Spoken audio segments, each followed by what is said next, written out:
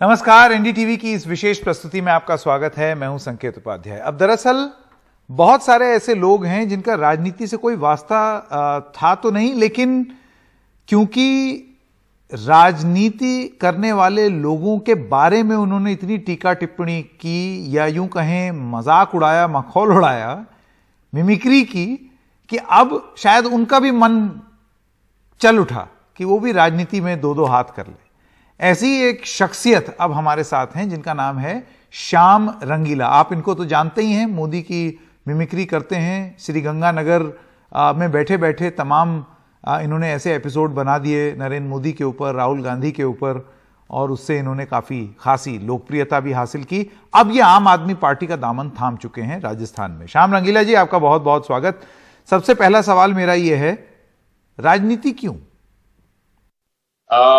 धन्यवाद सर, बहुत बहुत धन्यवाद एनडीटीवी का। और जरूरत मुझे इसलिए महसूस हुई कि मैंने कॉमेडी से स्टार्ट किया था, लेकिन पॉलिटिक्स उसमें इतनी इन्वॉल्व होती गई कि अब मुझे इन्वॉल्व होना पड़ा।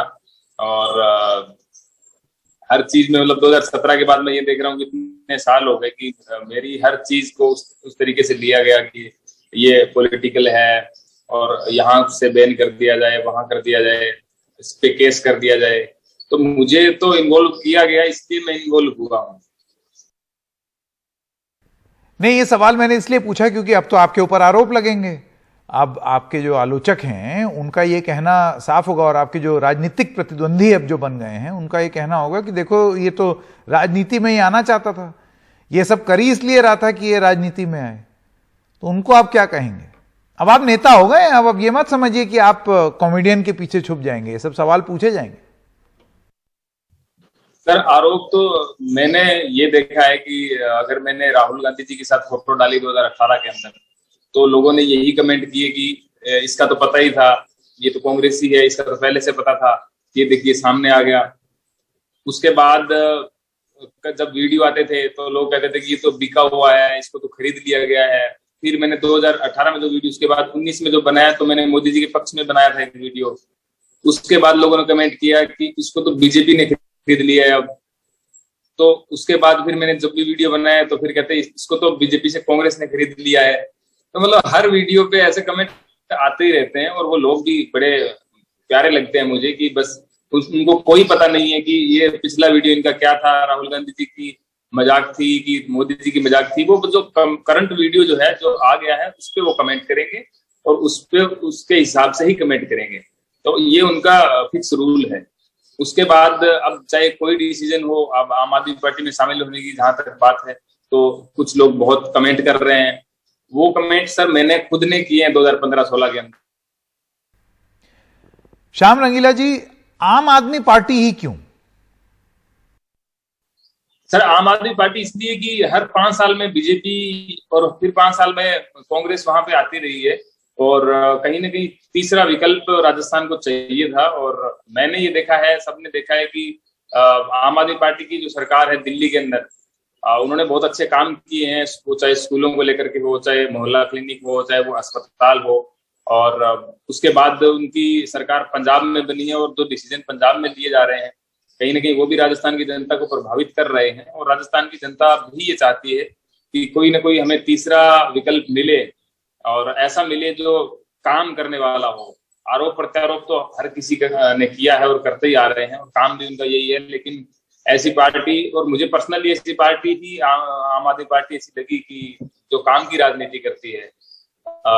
मैंने एक ऐसा सीएम देखा है जो ये कहते हैं कि भाई अगर मैंने 5 साल में काम किया हो तो मुझे वोट दीजिएगा, वरना मत दीजिएगा। मैंने ऐसा कोई नेता नहीं देखा है जो ये बात कहता हो। तो मैं इससे भी बहुत प्रभावित था, और अब तो फिर ज्वाइन करने का भी मेरा यही उद्देश्य था कि राजस्थान की जनता को ये चीज बताई जाए कि आप बदलाव लाइए एक बार, और 5 साल देखिए यहाँ पे एक अलग विकल्प को चुन करके, और उसके बाद आप डिसीजन ले लीजिए। बीजेपी कांग्रेस तो आपके पास विकल्प है ही। एक सवाल मैं आपसे ये पूछना चाहता हूं कि आम आदमी पार्टी में आपकी क्या भूमिका होगी, क्योंकि देखिए कोई इस तरीके का एक्सपीरियंस आपको है नहीं। आप मजाक जरूर उड़ाते हैं, मिमिक्री करते हैं, लेकिन कोई एडमिनिस्ट्रेटिव एक्सपीरियंस या राजनीति को समझने और परखने का विवेक अगर मैं कहूं, उस तरीके का अभी शायद उतना ज्ञान नहीं है। तो क्या भूमिका क्या होगी आपकी आम आदमी पार्टी में, क्या करेंगे आप? भूमिका का सर, मैं भूमिका निभाने या मेरा ऐसा कोई मकसद नहीं था। मैं यूं चाहता हूं कि एक व्यक्ति अपने देश के लिए खुल करके बोले। मुझे जो पर्सनली लगता है कि मेरा सोचना ये है कि ये पार्टी ठीक है हमारे यहाँ के लिए, तो उसके लिए बिल्कुल बोलना चाहिए और अच्छी बातें जो लोगों को बतानी चाहिए। मैंने ये 2014-15 में काम किया था। मैंने मोदी जी के पक्ष में वोट मांगे थे। अब उस टाइम मुझे कोई जानता नहीं था, वो अलग बात है, लेकिन मैंने अपना पूरा कर्तव्य निभाया था। गले में वो डाल करके बीजेपी का पटरा सब मैंने किया हुआ। अच्छा, चलिए एक सवाल मैं पूछ लेता हूं। अब आप नेता तो बन ही गए, नेताजी, राजस्थान में, लेकिन क्या अब आपकी कॉमेडी जारी रहेगी? बिल्कुल सर, कॉमेडी तो बिल्कुल जारी रहेगी। मैं बचपन से कॉमेडी करता आ रहा हूँ और मुझे लगता है कि कॉमेडी के बिना तो मेरे पास कुछ ऑप्शन ही नहीं बचेगा। और लोगों को हंसाने का काम है सर, और वो तो मैं करता ही रहूंगा। और जहां तक कई लोग कह रहे हैं कि अब केजरीवाल जी की करके दिखाना, तो मैं इसीलिए आम आदमी पार्टी में आया हूँ कि उन्होंने हमेशा कॉमेडी का सम्मान किया है। मैं एक बार अखिलेश जी से भी मिला, तो लालू यादव जी है, उन्होंने भी कॉमेडी का हमेशा वो सम्मान दिया है, अगर उनके सामने कोई कर रहा है उनकी नकल। लेकिन अब जब मैं मोदी जी करता हूं तो मुझे ये लगता है कि यार कहीं ना कहीं लोग बैन कराने को तैयार हैं। वो कौन लोग हैं मुझे नहीं पता, और मैं तो हमेशा से कहता हूं कि मोदी जी नहीं है, वो मोदी जी नहीं करवा रहे हैं। मोदी जी तो खुद कहते हैं कि भाई मुझे कॉमेडी पसंद है। तो जब केजरीवाल जी की ऐसी कुछ बारी आएगी कि इन पे कॉमेडी करनी चाहिए, तो मैं जरूर करूंगा, और उसमें मैं बिल्कुल पीछे नहीं हटूंगा, क्योंकि लोगों को हंसाने का काम है मेरा। वो तो मेरा सबसे पहला काम है, प्रायोरिटी उसी। तो चलिए, सुन के अच्छा लगा। अगर आप कह रहे हैं कि आपकी कॉमेडी जारी रहेगी और आप लोगों को ऐसे ही हंसाते रहेंगे, तो आज भी हो जाए। आपका बड़ा फेमस है मोदी की जो आप मिमिक्री करते हैं, और अब आप राहुल गांधी की भी करने लगे हैं, तो कुछ एक हो जाए। जी जी बिल्कुल, नया है, लेकिन वो आपको पुराना लगेगा, लेकिन वैसे हर दिन वो नया ही है। उसमें ये है कि राहुल जी आरोप लगा रहे हैं। देखिए भैया, इन्होंने जब सरकार बनाई थी तो पहले कहा था कि विकास होगा। भैया कहाँ है विकास? हमें जवाब का सवाल चाहिए भैया। अब मोदी जी बोले, शहजादे जी, जब हमारी सरकार बनी थी तो हमने कहा था विकास होगा, और आज आप देखिए, क्या पेट्रोल के दामों में विकास नहीं हुआ क्या? क्या डीजल के दामों में विकास नहीं हुआ क्या?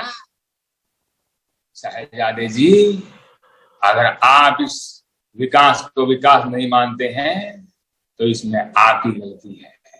आप जनता से पूछ करके देखिए, क्या ये विकास नहीं है क्या? जनता भी कह रही है, और जनता भी खुश है इससे। तो जो ये पुराना है, लेकिन ये हर दिन नया है, रेट हर दिन बढ़ रहे हैं, और लोगों को लग रहा है कि ये तो आम बात हो गई है, इसमें तो कुछ नया नहीं है। जाते जाते श्याम रंगीला जी, मैं आपको थोड़ा सा टाइट स्पॉट में जरूर डालूंगा। आप भले ही इस नई पार्टी में आए हों, दूसरों का मजाक उड़ाना बहुत आसान है, लेकिन इस पार्टी में आकर के अब आप अरविंद केजरीवाल का मजाक उड़ा करके दिखाइए, क्योंकि उन पर तमाम आरोप लगते हैं कि वो अपनी निंदा शायद उस तरीके से नहीं सुन पाते या झेल पाते, जैसे कि ये तेजिंदर पाल सिंह बग्गा का मामला है, उन पर इस तरीके के आरोप लगा रहे हैं। तो हो जाए कुछ केजरीवाल पे भी? जी जी बिल्कुल बिल्कुल।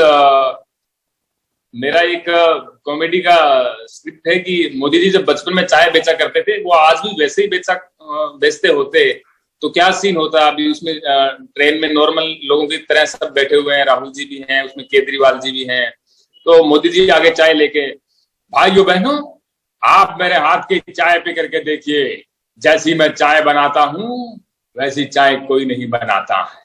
केजरीवाल जी आप लीजिए। तो केजरीवाल जी वहां पे बोल पड़े, ये क्या हो रहा है जी? ये क्या हो रहा है? ये चाय बेच रहे हैं जी, चाय के साथ फ्री क्या दे रहे हैं?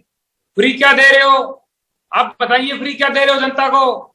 तो मोदी जी बोले, केजरीवाल जी आप हमसे चाय लीजिए, आपको इसके साथ बिस्किट का पैकेट फ्री मिलेगा। तो अब केजरीवाल जी ने चाय ली, चाय लेके बोले,